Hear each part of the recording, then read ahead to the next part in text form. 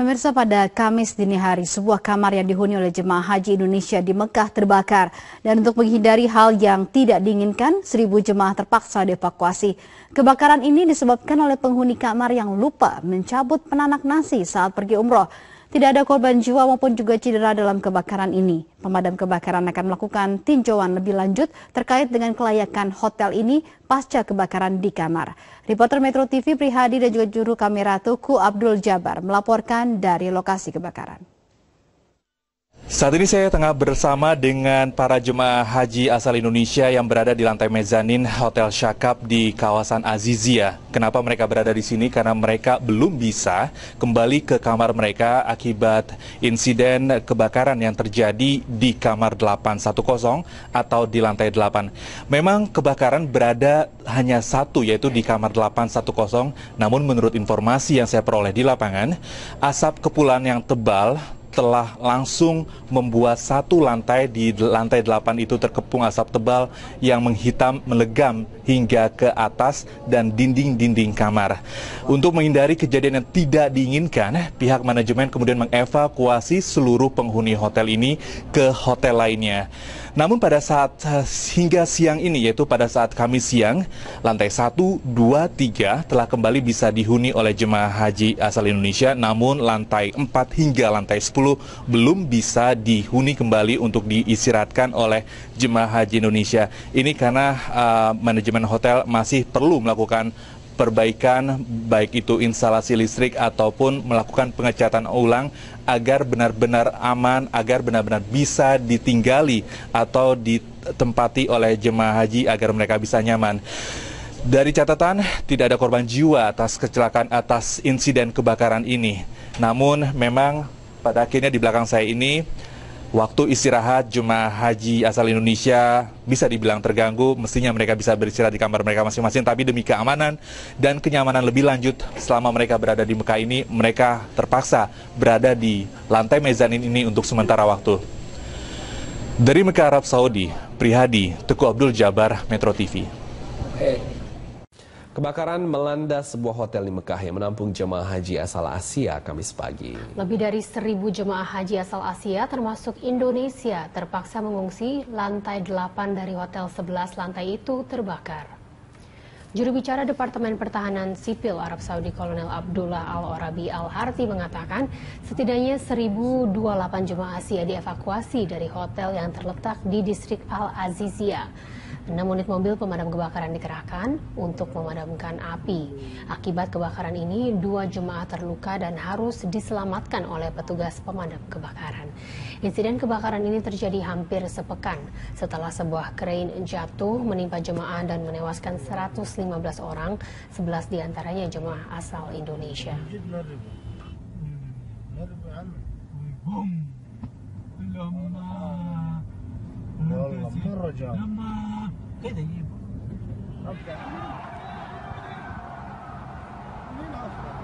هذا الشيء قول اربط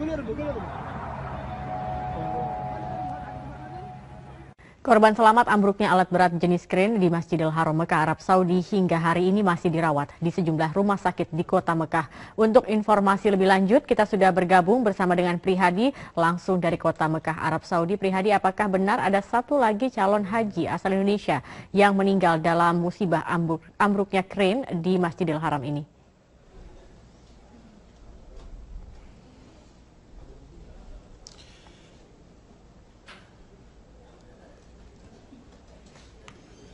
Ya, Zakia, berdasarkan press conference yang baru saja usai yang dilakukan oleh daerah kerja Mekah, hingga hari ini tercatat 11 orang jemaah calon haji yang meninggal, dan data satu jemaah calon haji yang meninggal baru saja disebutkan beberapa menit yang lalu. Jemaah calon haji yang meninggal ini berasal dari kloter Ujung Pandang, dan untuk lebih jelasnya kami akan segera berwawancara dengan Kepala Daerah Kerja Mekah, Bapak Arsyad Hidayat. Bapak Arsyad, bisa dikonfirmasi ulang siapa jemaah calon haji asal Ujung Pandang, kloter Ujung Pandang yang meninggal? Jadi satu jemaah atas nama Darwis Ibrahim Coge dari UPG 18 telah diinformasikan atau telah telah kami dapatkan informasinya bahwa jenazah tersebut telah meninggal dunia ya pada pukul 11 tadi siang.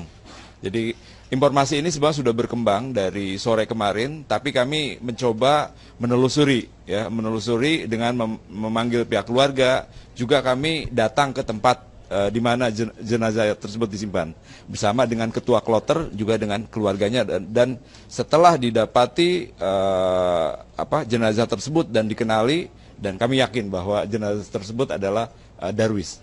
Ya.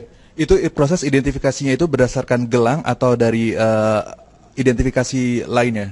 Ya, untuk almarhum Haji Darwis ini ya, jadi kita bisa lihat dari muka, kemudian juga dari identifikasi yang lain ya, ciri-ciri daripada fisik. Di samping itu juga ada gelang dan yang lain-lainnya. Oke. Dari total 11 jemaah calon haji yang meninggal ini, berapa jemaah haji yang telah dimakamkan? Sampai hari ini info yang kami dapat dari maktab, 1 yang sudah dimakamkan, sedangkan yang lainnya masih dalam proses dokumen untuk pemakaman. Apa yang menyebabkan, itu kan dari hari Jumat, kemudian hari Selasa, apa yang kemudian menyebabkan proses identifikasi dan kemudian menerbitkan Certificate of Death ini begitu memakan waktu hingga 4 hari? Kami sudah menyampaikan ya secara resmi kepada pihak muasasah juga setelah mendapatkan berita bahwa jamaah tersebut sudah meninggal dunia, untuk segera dikuburkan atau segera dimakamkan. Tapi ada proses yang dilakukan oleh pihak maktab. Jadi bukan kami yang melakukan penguburan atau pemakaman. Maktab melakukan koordinasi dengan pihak keamanan. Kemudian pihak keamanan nanti juga akan memastikan bahwa jenazah tersebut betul-betul atas nama yang kami kirim. Ya, sebagian jenazah yang ada ya, 1 yang tidak utuh, dan itu mungkin perlu pendalaman. Oke, ya. Baik, terima kasih Pak Arsyad Hidayat atas informasinya. Demikian yang bisa saya laporkan dari Mekah, Arab Saudi. Zaki akan kembali ke Jakarta. Iya baik, terima kasih Prihadi atas informasinya. Pemirsa, insiden kecelakaan Kopaja yang ugal-ugalan dan menewaskan pengguna motor di jalanan turut menuai tanggapan dari Gubernur DKI Jakarta Basuki Cahayapurnama atau Ahok. Dan untuk informasi selengkapnya akan disampaikan oleh Andika Perdana dari Balai Kota Jakarta. Ya, Andika, kebijakan seperti apa yang akan diterapkan oleh Ahok usai insiden kecelakaan Kopaja ini? Minta Provinsi Jakarta untuk cegah dan menghindari terulangnya insiden Kopaja ugal-ugalan yang kemarin menewaskan 2 orang di Buncit, Jakarta Selatan, merupakan bagian dari rencana besar pemerintah Provinsi Jakarta secara makro untuk nanti menerapkan sistem transportasi terintegrasi di bawah satu manajemen pengelolaan dengan bergabung dengan manajemen yang sama dengan Transjakarta, termasuk juga Kopaja yang nanti akan berbarengan dengan operasional Transjakarta ini dicegah beberapa hal yang diharapkan tidak terulang lagi, seperti ada kejadian tertabraknya warga Jakarta karena ada beberapa sarana di bus kota yang tidak memenuhi standar, seperti tidak ada speedometer ataupun sistem pengereman yang selama ini ditemukan dan banyak terjadi karena dalam kondisi tidak baik sehingga terjadi banyak kecelakaan, dan kemarin kembali terjadi kecelakaan yang menewaskan 2 orang di kawasan Jakarta Selatan. Ahok menyampaikan dan menyatakan ia sangat geram terulang lagi kejadian serupa ini, di mana ia menyampaikan dan menyatakan secara keras, Ahok menyatakan secara keras bahwa Kopaja yang berlaku dan beroperasi secara ugal-ugal ini harus dicabut izin operasinya. Ia mengaku telah meminta dinas setempat untuk menghentikan izin trayek Kopaja yang dikemudikan secara ugal-ugalan, karena ini untuk mencegah dan memastikan bahwa pelayanan transportasi di Jakarta ada nyaman dan aman bagi warga Jakarta. Wiki. Dika, bicara soal realisasi dari kebijakan yang kemudian akan diambil oleh Gubernur DKI Jakarta, Ahok, apa langkah ke depan yang akan dilakukan oleh Ahok untuk memperbaiki kualitas Kopaja di ibu kota Jakarta? Dari rencana makro, yaitu tadi sistem transportasi yang kami sempat sampaikan untuk mencegah terulangnya hal-hal yang tidak diinginkan seperti kecelakaan yang menewaskan warga Jakarta ini, maka nanti ada beberapa indikator dan poin-poin penting yang akan mendukung, yaitu untuk program pembaruan bus umum di Jakarta, termasuk nanti pengadaan ada bus-bus baru yang akan mewarnai meramaikan jalan di Jakarta dengan standar yang disesuaikan dengan kondisi dan kebutuhan warga Jakarta yang tentunya memberikan keamanan, kenyamanan di jalan raya.